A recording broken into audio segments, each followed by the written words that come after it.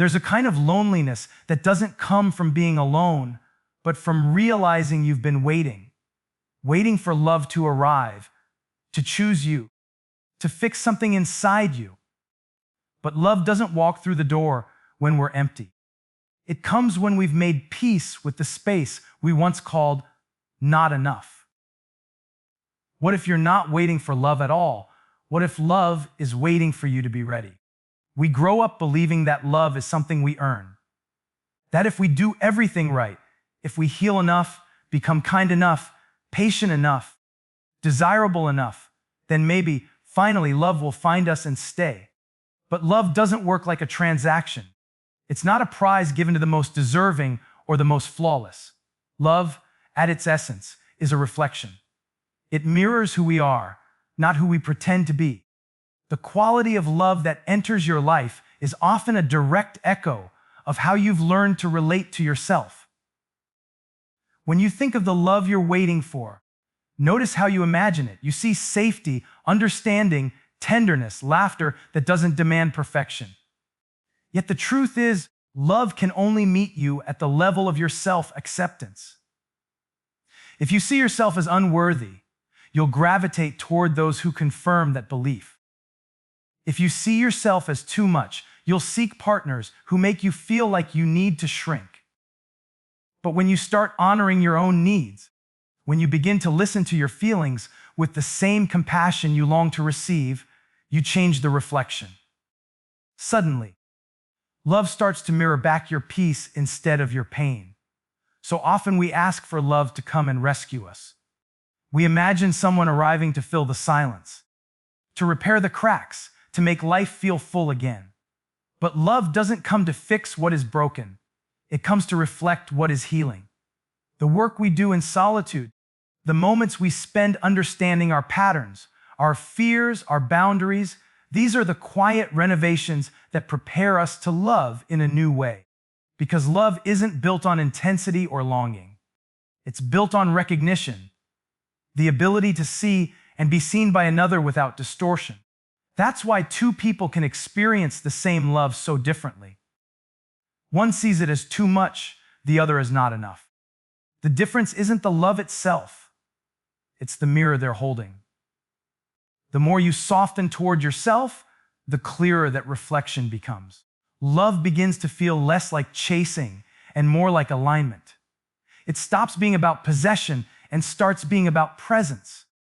The person standing before you is not meant to complete your story, but to reveal where you are in it. And maybe that's the real preparation. Not waiting for someone to arrive, but learning how to hold yourself the way you want to be held. Learning to speak to yourself the way you want to be spoken to. Because love doesn't reward perfection. It responds to authenticity. It senses when you've come home to yourself. And when that happens, love doesn't need to be chased, begged for, or proven. It simply recognizes its reflection and stays. We often mistake waiting for love as a kind of punishment, as if the silence between what we hope for and what we have is evidence that something has gone wrong. But waiting isn't empty. It's sacred.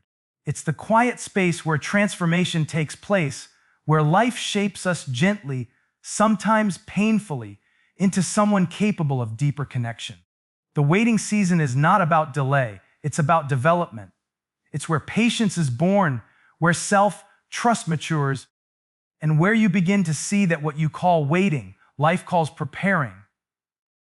In the stillness of that waiting, something powerful is happening, even if you can't see it. There's wisdom growing underneath your frustration, a strength forming inside your loneliness. Every unanswered question, every moment that feels suspended in uncertainty is teaching you to hold space for yourself without running. Because love, real love, demands that same capacity to stay present, to not flee the discomfort, to let vulnerability breathe instead of rushing to fill the silence. Waiting teaches you how to do that. It shapes your nervous system to receive love that doesn't trigger fear, love that doesn't require performance. We've been conditioned to see waiting as weakness. Society rewards action, movement, and visible progress. But growth in the realm of love is rarely visible. It happens quietly, through reflection, through release, through the small moments when you choose not to settle, not to repeat an old pattern, not to abandon yourself just to be chosen.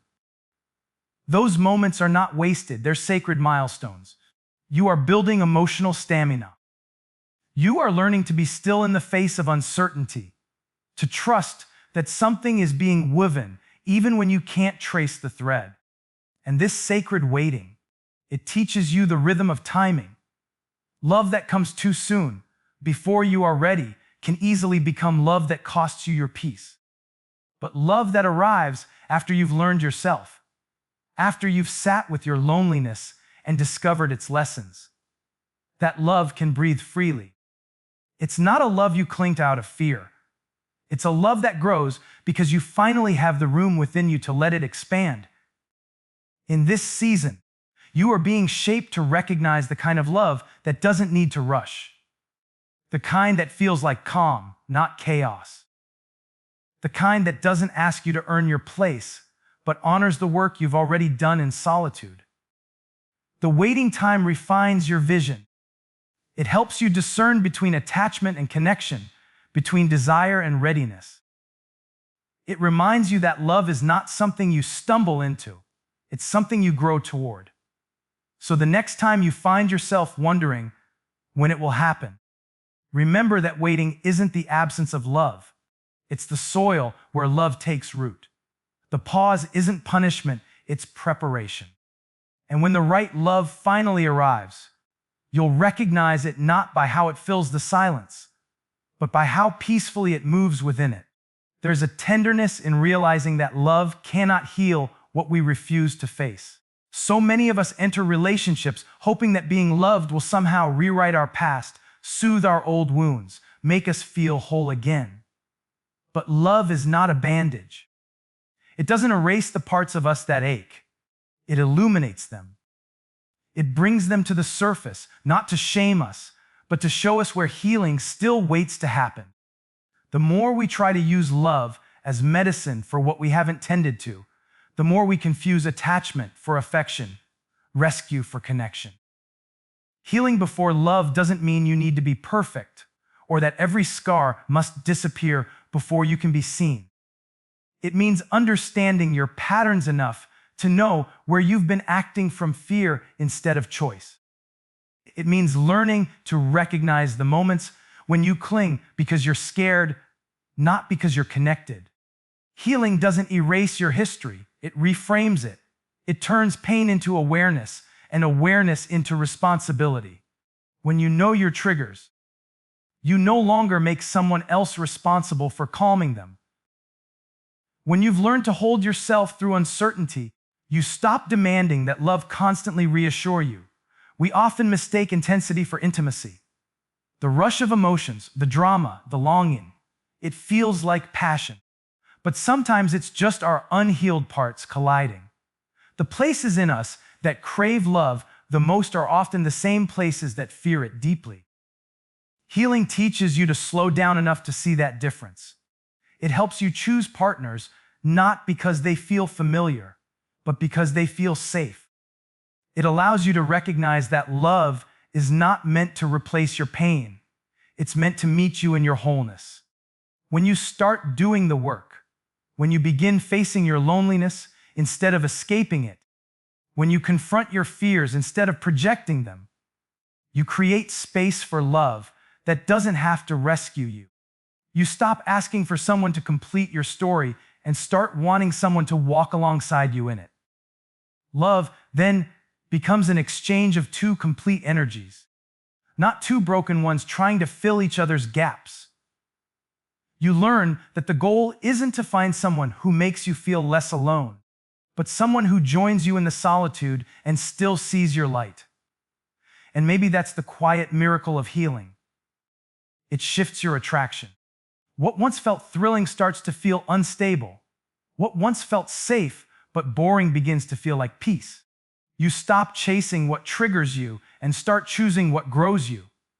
Healing doesn't take away your capacity for love. It deepens it. It turns love from a place of fear into a place of freedom. Because the truth is, love can only meet you as deeply as you've met yourself. We often talk about finding the one as if love is a matter of discovery, an external event waiting to happen to us. But the truth is, love begins within the quiet work of becoming. We dream of meeting someone who listens deeply, who stays when it's hard, who speaks with honesty, who holds space for our complexity. Yet, rarely do we ask ourselves if we are ready to be that person too. The kind of love we hope to receive will always require the version of us that can sustain it. You cannot ask for depth if you still live in the shallow end of yourself. Becoming the one you seek is not about performing perfection. It's about cultivating emotional maturity.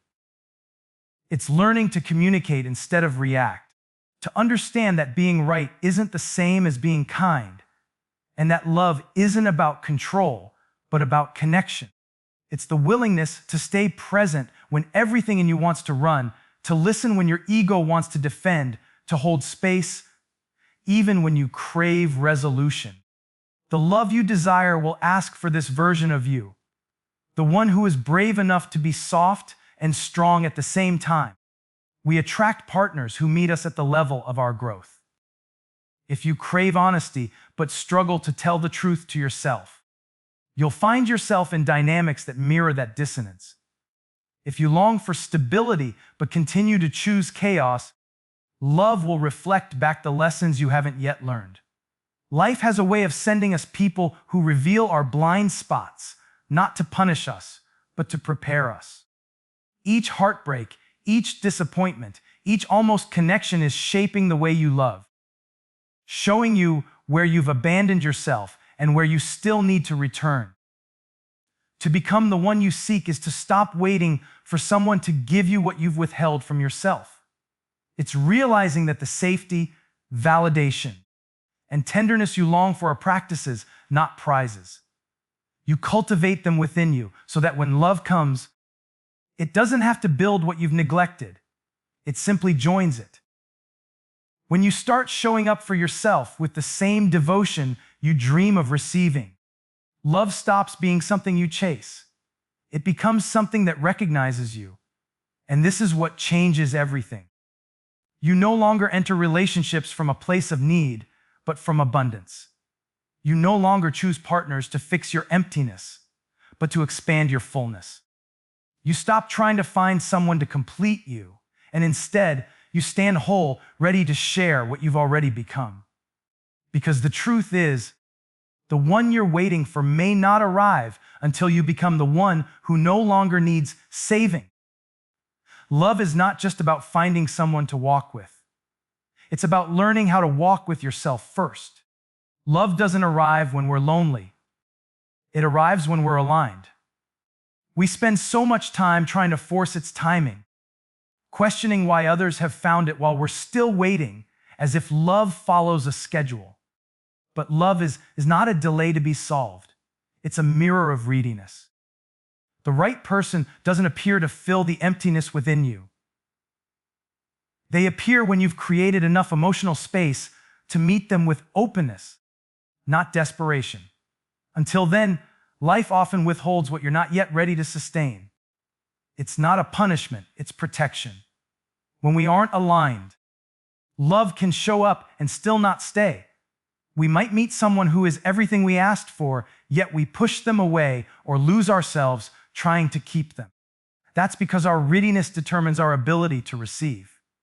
If we still carry old fears, unhealed stories, or a need for validation, love feels threatening instead of nurturing.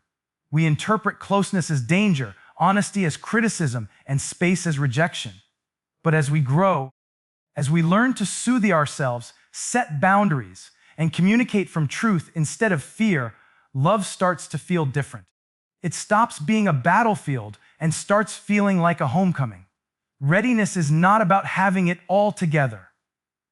It's about knowing who you are and what you value.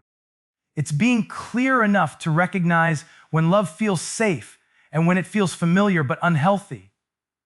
It's having the courage to walk away from almost love, to say no to what drains you, and to wait for what truly honors you. Readiness gives you discernment, and discernment is what keeps love alive after the butterflies fade. When you are ready, you no longer confuse intensity for intimacy or attention for affection. You begin to crave peace more than excitement, honesty more than flattery, growth more than comfort. Love meets you at the level of your evolution.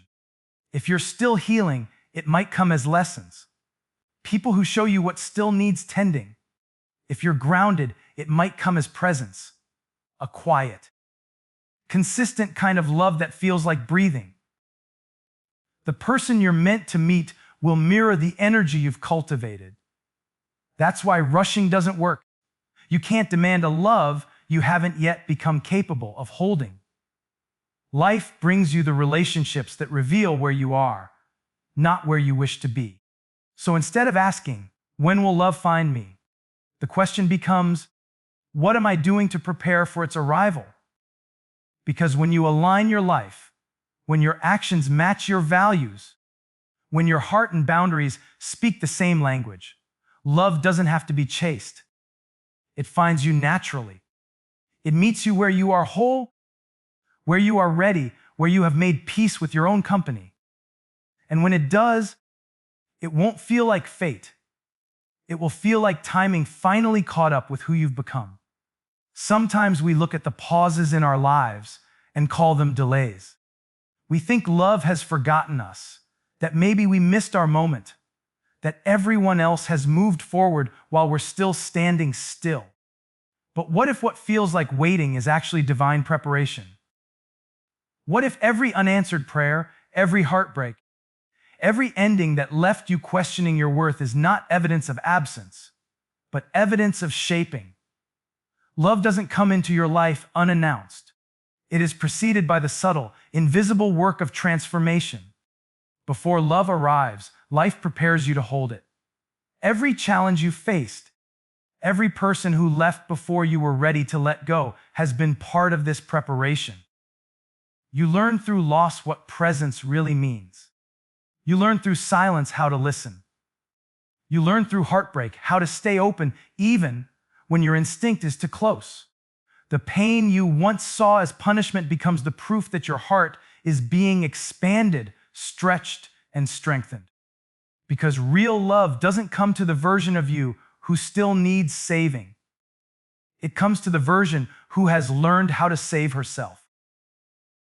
There is a rhythm to life's timing that is often invisible when you're in the middle of it. The lessons that feel heavy today are the very things that will make you capable of recognizing love when it finally appears. If everything you prayed for had arrived when you first wanted it, you might have lost it. You wouldn't have known how to receive it, how to nurture it, how to sustain it. Preparation is not a delay, it's a sacred act of alignment. Life is refining you so that when love comes, it doesn't have to fight through your fear. It can simply rest in your readiness. We sometimes believe that being prepared for love means knowing what we want, but true preparation is about becoming emotionally available to what we've been afraid of: vulnerability, honesty, reciprocity. It's learning to let go of control, to surrender to the flow of connection without losing your grounding. The people who have tested your patience, the moments that made you question your faith, the loneliness that forced you to face yourself, these are not detours. They are rehearsals. They are teaching you how to stay steady when love asks for your openness, how to trust when it feels uncertain, how to give without losing yourself in the giving. And maybe that's what preparation really is. Love training your heart before it arrives. It's shaping you quietly, humbly, without applause. Every lesson, every disappointment, every redirection is molding you into the kind of person who can hold love gently and wisely. So when the right love finally enters your life, it won't have to heal you, fix you, or convince you. It will simply recognize the work that's already been done and stay.